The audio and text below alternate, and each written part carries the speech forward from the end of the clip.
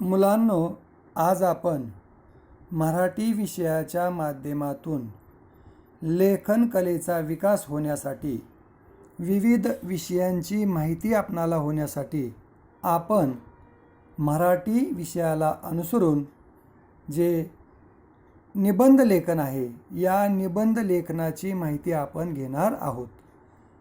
निबंध लेखन करताना आपणाला परीक्षेमध्ये किंवा मराठी विषयाचे शिक्षक आपणाला काय करतात, एक विषय देतात आणि त्या विषयावर किमान 20 ते 25 ओळीचा मराठीमध्ये सुंदर सुस्पष्ट अक्षरामध्ये निबंध लिहिण्यासाठी सांगतात.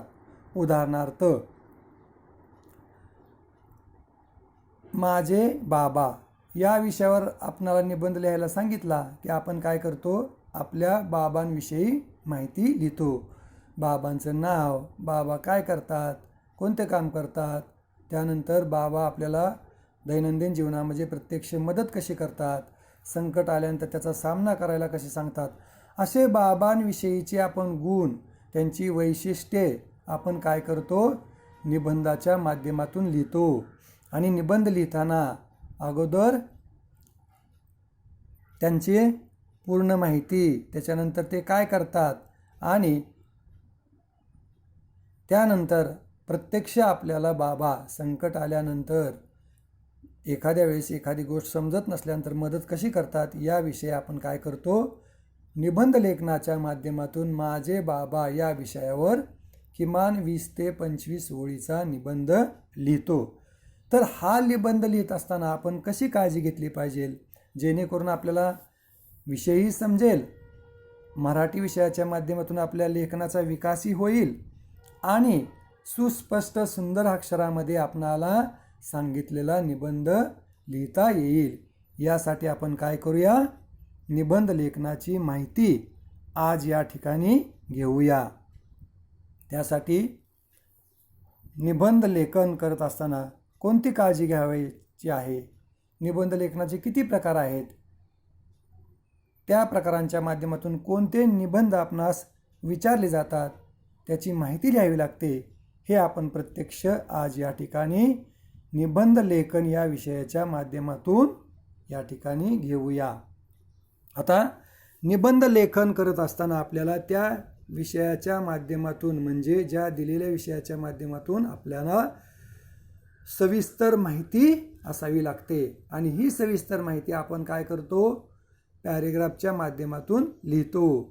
जसं आपल्याला कोणी नाव विचारलं तर आपण काय करतो, अगोदर आपलं नाव सांगतो, त्याच्यानंतर पत्ता सांगतो, त्याच्यानंतर आपण काय करतो, आपल्या घरी किती व्यक्ती आहेत, अशी आपण सविस्तर माहिती विचारलेल्या प्रश्नाची उत्तरे देतो. तसंच निबंध लेखन करत असताना देखील आपणाला सविस्तर माहिती लिहावायची असते.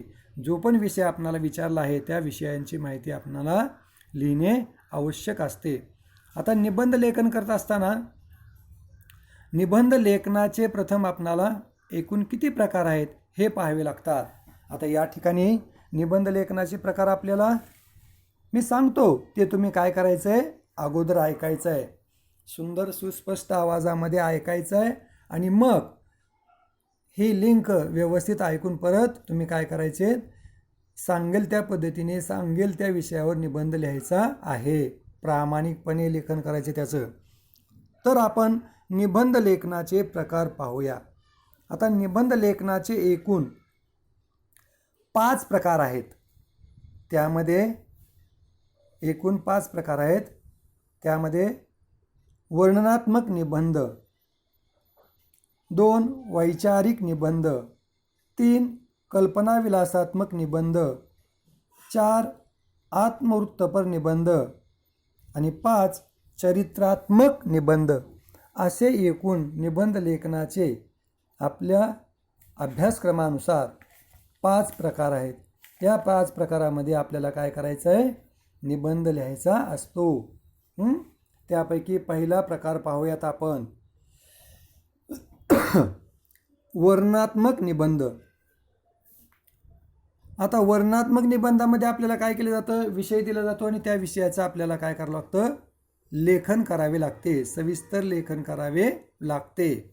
जसं या ठिकाणी आपल्याला कोणतीही आवडती वस्तू, आवडता प्राणी, आवडती व्यक्ती, आवडते महापुरुष, आवडते शिक्षक, आवडता खेळ अशा पद्धतीचा विषय देऊन आपणाला निबंध लिहावा लागतो. म्हणजे वर्णनात्मक निबंधामध्ये आपली जी आवडती व्यक्ती असते त्या व्यक्तीविषयी माहिती आपणाला लिहावी लागते. जसे माझे आवडते झाड, माझे गाव, माझी शाळा, माझी आई, माझे बाबा, माझे आवडते शिक्षक, माझा आवडता खेळ. त्याचबरोबर पावसाळ्यातील निसर्ग, असा हा पाऊस, माझा महाराष्ट्र, माझा देश. अशा प्रकारची वर्णनात्मक माहिती आपणास निबंधाच्या माध्यमातून लिहावी लागते. जसे या ठिकाणी याचा उल्लेख केलेला आहे. ही झाली आता वर्णनात्मक निबंधाची माहिती. त्यानंतर वैचारिक निबंध. आता वैचारिक निबंध जो असतो ना, तर मुलांनो हा निबंध लिहित असताना आपणाला काय केली जाते, माहिती विचारली जाते.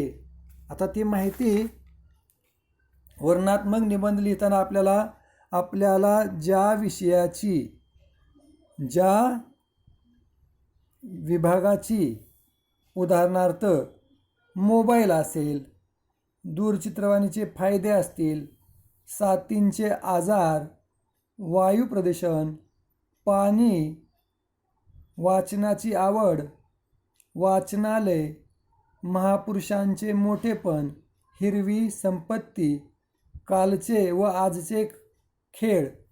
थोडक्यात वैचारिक निबंधामध्ये आपल्याला सामाजिक ज्ञान किती आहे, आधुनिक तंत्रज्ञानाची माहिती किती आहे, त्याचबरोबर आरोग्यासंबंधी माहिती किती आहे, त्यानंतर पृथ्वी, आग, तेज, वायू हे जी पंचमहाभूते आहेत याविषयी आपणास किती माहिती आहे, याची आपणाला वैचारिक निबंधाच्या माध्यमातून विषयांचं लेखन करून आपणाला ती माहिती घेतली जाते. जसे वैचारिक निबंध लिहिताना आपणाला विषय दिले जातात: मोबाईलचे महत्त्व, दूरचित्रवाणीचे फायदे, साथींचे आजार, वायू प्रदूषण, पाणी, वाचनाची आवड, वाचनालय, महापुरुषांचे मोठेपण, हिरवी संपत्ती, कालचे खेळ व आजचे खेळ.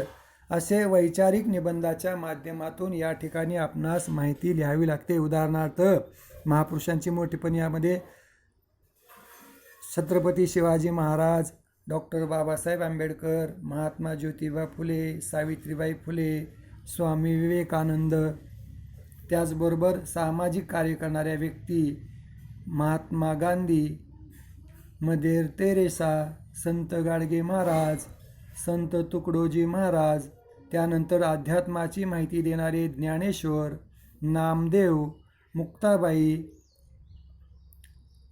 अशा अनेक संतांची माहिती थोर महापुरुषांच्या माध्यमातून आपणास लिहावी लागते. म्हणून वैचारिक निबंधाच्या माध्यमातून आपल्याला ज्ञान किती आहे, सामाजिक जाणीव किती आहे, थोर महापुरुषांविषयी किती माहिती आहे, वनस्पतीविषयी किती माहिती आहे, अशा प्रकारचे वैचारिक निबंधाच्या माध्यमातून आपली काय केली जाते, पाहिली जाते की या विषयाला अनुसरून आपणास किती माहिती आहे.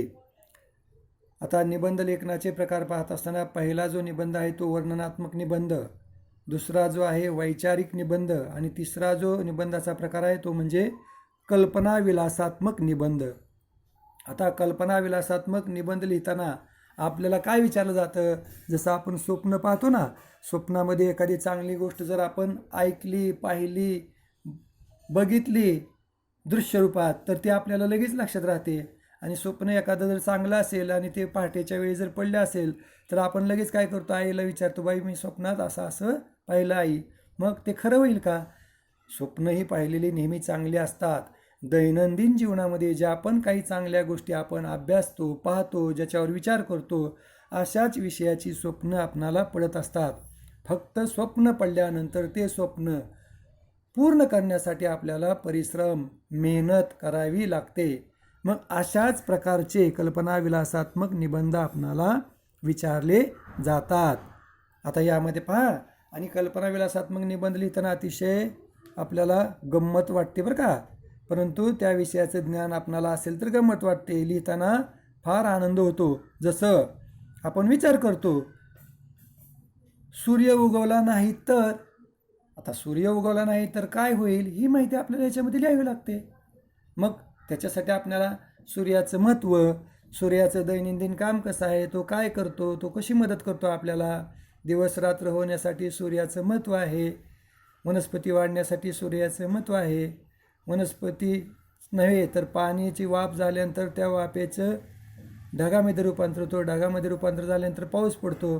थोडक्यात सूर्याच्या उष्णतेमुळे असंख्य घडामोडी या पृथ्वीवर सृष्टीवर होतात याची माहिती आपणाला असावी लागते. मग सूर्य जर उगवला नाही तर काय होईल अशी माहिती आपणाला कल्पनाविलासात्मक निबंधामधून लिहावी लागते. त्याच्यानंतर दुसरा निबंध, जर मला पंख असते तर. बघा, आता मला जर पंख असते तर मी काय केलं, उडू शकलो असतो आणि क्षणात तुम्ही जेथे आहात त्या ठिकाणी येऊ शकलो असतो. पण कधी होईल असं, मला जर पंख असते तर, आणि नुसतं पंख असूनही उपयोग नाही, तर मला ते उडून तुमच्यापर्यंत पोचता आले असते हे मी सांगू शकलो असतो. परंतु कल्पनाविलासात्मक निबंध लिहिताना आपण काय करायचं, तशा प्रकारची कल्पना करायची, विचार करायचा, आणि मग त्याविषयी आपणाला जे काय वाटतं ते लिहायचं.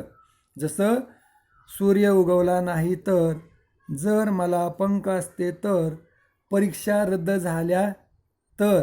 बघा, कोविड-19मुळे याचा आपल्याला अनुभव चांगला आलेला आहे. कारण का, शासनाने कोविड आजाराची लागण सर्वांना होऊ नये, कारण का संसर्गजन्य साथीचा आजार आहे, एकमेकाच्या संपर्कात निकट आल्यानंतर होतो, म्हणून शासनाने 1ली ते 8वीपर्यंतच्या 2019-20च्या परीक्षा त्यांनी काय केलेत, रद्द केल्यात. कारण का, अभ्यास करण्यासाठी, काम करण्यासाठी, जीवन जगण्यासाठी आपलं आरोग्य देखील तेवढंच महत्त्वाचं आहे.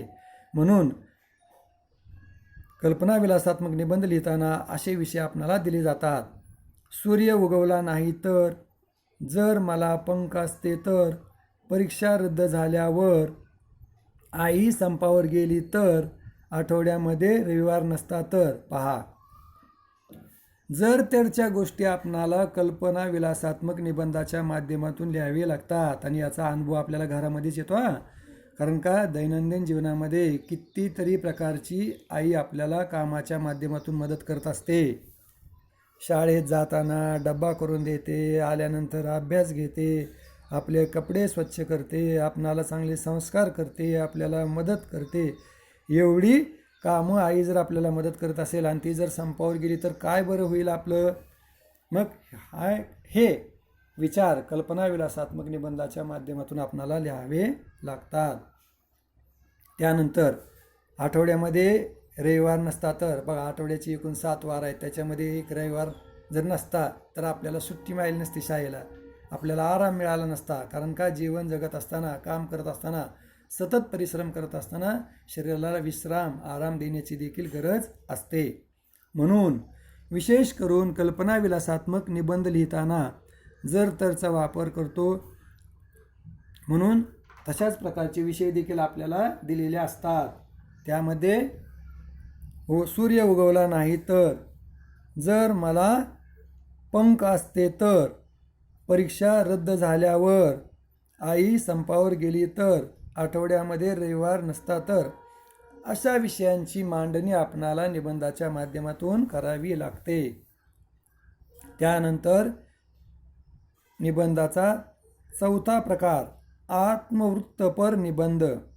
आता आत्मवृत्तपर निबंधाच्या माध्यमातून आपण ज्या विषयावर निबंध लिहिणार असतो तो विषय माझाच आहे, त्याच्याशी मी एकरूप आहे असं समजून आपणाला आत्मवृत्तपर निबंध लिहावे लागतात. जसं बऱ्याच वेळा आपण पुस्तकाचे मनोगत हा विषय आपल्याला दिला जातो. आता पुस्तकाचे मनोगत म्हणजे काय, तर पुस्तक आपल्याला कशा पद्धतीने मदत करतं अभ्यास करत असताना. आणि बऱ्याच वेळा आपण एखादी गोष्ट पाहताना आपल्या जीवनात जर तशा प्रकारचं घटना प्रसंग घडलेला असेल ना, तर त्या पुस्तकाच्या मनोगताच्या माध्यमातून आपण काय करतो, एकरूप होतो. जणू काही ते पुस्तक म्हणजे मीच बोलतोय अशा प्रकारची आपली काय करते त्यावेळेस धारणा झालेली असते. म्हणजे पुस्तकाच्या माध्यमातून स्वतःला प्रेझेंट करणं, स्वतःविषयीचं मत जे आहे ते मांडणं, अशा प्रकारचे निबंध म्हणजे आत्मवृत्तपर निबंध. आणि या अशा प्रकारच्या निबंधावर विचार व्यक्त करताना आपल्याला विषय अशा प्रकारचे विचारले जातात.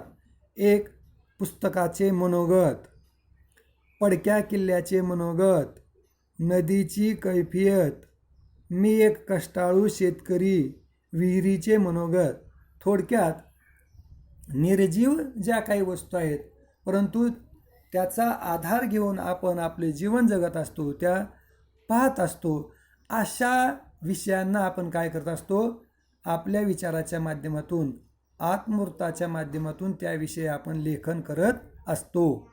म्हणून आत्मवृत्तपर निबंध लिहित असताना बऱ्याच वेळा आपण सहलीला गेल्यानंतर ग्रंथालय पाहतो, त्याच्यानंतर प्राणी संग्रहालय पाहतो, किल्ले पाहतो, नदी पाहतो. जे काही आपल्या दैनंदिन जीवनामध्ये कार्य करत असताना सहलीला जाताना आपण अनेक व्यक्ती आजूबाजूला काम करत असताना पाहतो. जसं सुतार, कुंभार, कष्ट करणारा शेतकरी, विहीर, अशा विषयाच्या माध्यमातून आपल्याला काय करावं लागतात, आत्मवृत्तपर निबंध लिहावे लागतात. आणि हे लिहिताना त्या विषयाच्या माध्यमातून जणू काही मी त्यांचं जीवनच उपभोगतोय, अनुभवतोय, हा विचार ठेवून आपल्याला आत्मवृत्तपर निबंध लिहावे लागतात. म्हणून निबंध लेखनाचे प्रकार आत्तापर्यंत आपण 4 पाहिले. एक, वर्णनात्मक निबंध, दुसरा वैचारिक निबंध, तिसरा कल्पनाविलासात्मक निबंध, चौथा आत्मवृत्तपर निबंध. त्यानंतर 5वा जो प्रकार आहे ना, चरित्रात्मक निबंध. आता चरित्रात्मक निबंध लिहित असताना आपण ज्या व्यक्तीचं आचरण चांगलं आहे, ज्यांनी समाजाला चांगली शिकवण दिली, ज्यांनी समाजापुढे आदर्श ठेवला, ज्यांनी नवनवीन ज्ञान दिलं, ज्यांनी ज्ञान विज्ञानाच्या माध्यमातून आदर्श निर्माण केला, ज्यांनी आपलं समाजामध्ये अन्न, पाणी, वस्त्र, निवारा, आरोग्य, शिक्षण यासाठी ज्यांनी आपलं योगदान दिलं, अशा व्यक्तींवर आधारित आपण चरित्रात्मक निबंध लिहित असतो. आता यामध्ये कितीतरी व्यक्ती येतात पहा आपला आदर्श असणारे, जसे छत्रपती शिवाजी महाराज, डॉक्टर बाबासाहेब आंबेडकर, महात्मा गांधी, महात्मा ज्योतिराव फुले, सावित्रीबाई फुले, रवींद्रनाथ टागोर, संत गाडगे महाराज, मदर तेरेसा, बाबा आमटे, स्वामी विवेकानंद, संत नामदेव महाराज, संत ज्ञानेश्वर, त्यानंतर संत मुक्ताबाई, अशा अनेक संतांची, लेखकांची, थोर महापुरुषांची वैज्ञानिकतेच्या माध्यमातून ज्यांनी अतुलनीय असे कार्य केले, अशा व्यक्तींचा चरित्रात्मक निबंधाच्या माध्यमातून आपण लेखन करत असतो. कारण का, अशा थोर महापुरुषांच्या चरित्रांवरच आपल्या जीवनाची जडणघडण होत असते. म्हणून निबंध लेखन करत असताना आपणाला त्या ज्या विषयाच्या माध्यमातून आपणास निबंध लिहायचा आहे याविषयीची माहिती आपणाला असावी लागते. आणि यासाठी मुलांनो, पत्रलेखन असेल, निबंध लेखन असेल, सारांश लेखन असेल, 1/3 लेखन असेल, अनुवाद करण्याचं म्हणजे भाषा अनुवाद करण्याचं लेखन असेल, असे लेखन करत असताना आपल्याला विषयाबरोबरच सुसंगत अशा अवांतर वाचनाची देखील आवश्यकता असते. अवांतर वाचन म्हणजे वर्तमानपत्रातून त्याचं वाचन करत असतो आपण, दैनंदिन जीवनातून आपण ऑब्झर्वेशन करत असतो, निरीक्षण करत असतो. त्यानंतर अनेक थोर मोठ्यांच्या जीवनावर चरित्रावर आधारित आपण कथा, कादंबरी, कहाणी ऐकत असतो, वाचत असतो आणि या माध्यमातून मिळालेले ज्ञान आपण काय करतो? निबंध लेखन, पत्रलेखन, सारांश लेखन या माध्यमातून ते पूर्ण करत असतो. म्हणून निबंध लेखन करत असताना आपल्याला काळजी घ्यावी लागते. जसं निबंध लेखन करत असताना आपल्याला त्याविषयीची माहिती असल्यानंतर आपण काय करतो? निबंधाच्या माध्यमातून आपण काय करतो? लेखन करत असताना पॅरेग्राफ करतो. जसं प्रारंभ, दुसरा मध्य आणि तिसरा अंत. म्हणजे आपण निबंध लेखन करत असताना 3 पॅरेग्राफ करतो आणि त्या पॅरेग्राफच्या माध्यमातून आपण निबंध लिहितो. निबंध लिहित असताना डाव्या बाजूकडून आपण काय करतो? समास सोडतो. त्यानंतर एका वळीमध्ये 6च अक्षर असतील याची देखील काळजी घेतो. कारण का आपणाला निबंध लिहिताना विचारलेलं असतं 20 ते 25 ओळीत निबंध लिहा किंवा 200 ते 250 शब्दामध्ये निबंध लेखन करा. अशा पद्धतीचा प्रश्न आपल्याला विचारला जातो. जसं या ठिकाणी पान नंबर 11वर विचारले पहा. माझे आवडते झाड या विषयावर निबंध लिहा. थोडक्यात निबंध लेखन करत असताना आपल्याला या पद्धतीचा आधार घेऊन सुस्पष्ट सुंदर हस्ताक्षरामध्ये निबंध लिहून पूर्ण करावा लागतो. तर तुम्ही आता काय करायचं मुलांनो? या निबंध लेखनाची पूर्ण माहिती सुस्पष्ट सुंदर आवाजामध्ये ऐकल्यानंतर त्याचं लेखन तुम्ही काय करायचं आहे? तुमच्या नोटबुकमध्ये लिहायचं आहे. आणि निबंध लेखनाचे जेवढे पण काही प्रकार आहेत ना, एकूण 5 प्रकार: वर्णनात्मक निबंध, वैचारिक निबंध, कल्पनाविलासात्मक निबंध, आत्मवृत्तपर निबंध आणि चरित्रात्मक निबंध. प्रत्येकी निबंधाचा जो प्रकार आहे, मी जी दिलेले विषय आहेत त्यापैकी एका विषयावर निबंध लिहून मला काय करायचे? तुम्ही सेंड करायचं आहे. म्हणजे वर्णनात्मक निबंध 1, वैचारिक निबंध या विषयावर 1, कल्पनाविलासात्मक निबंध या विषयावर 1, आत्मवृत्तपर निबंध या विषयावर 1 आणि चरित्रात्मक निबंध या विषयावर 1. या ठिकाणी तुम्ही काय करायचे? मला प्रत्येकी निबंधाचा जो प्रकार आहे त्यामधील एका विषयावर निबंध लिहून, एका विषयावर निबंध लिहित असताना किमान 20 ओळीमध्ये तो निबंध असावा. आणि ही माहिती मला तुम्ही सोमवारी या ठिकाणी व्हॉट्सअपच्या माध्यमातून आपल्या ग्रुपवर टाकायचे आहे. अशा पद्धतीने आपण इयत्ता 6वीचा असेल तर 6वीच्या ग्रुपवर टाकायची, 7वीचा असेल तर 7वीच्या ग्रुपवर आणि 8वीचा असेल तर 8वीच्या ग्रुपवर. कारण का? निबंध लेखनाच्या माध्यमातून आपण अभ्यास जर पूर्ण केला तर सविस्तर अभ्यास पूर्ण होतो. त्याचबरोबर अभ्यास व्यवस्थित पूर्ण झाल्यामुळे आपणाला अंक म्हणजे मार्क देखील तेवढेच चांगले पडतात. अशा तऱ्हेने मुलांना आपण निबंध लेखनाची या ठिकाणी माहिती घेतलेली आहे सुस्पष्ट आणि सुंदर आवाजामध्ये. धन्यवाद. या ठिकाणी थांबूया. आणि हो, परत एकदा सांगतो, प्रत्येक निबंधाच्या प्रकार जे आहेत त्याचा एक निबंध लिहून, तुमच्या आवडीचा निबंध लिहून मला काय करायचं आहे? सेंड करायचं आहे. म्हणजे एकूण निबंध लेखनाचे किती प्रकार आहेत? 5. त्या 5 प्रकाराच्या माध्यमातून 20-20 ओळी निबंधाच्या लिहून मला तुम्ही सोमवारच्या तासाला व्हॉट्सॲपवर सेंड करायच्या आहेत. धन्यवाद. या ठिकाणी आपण थांबूया.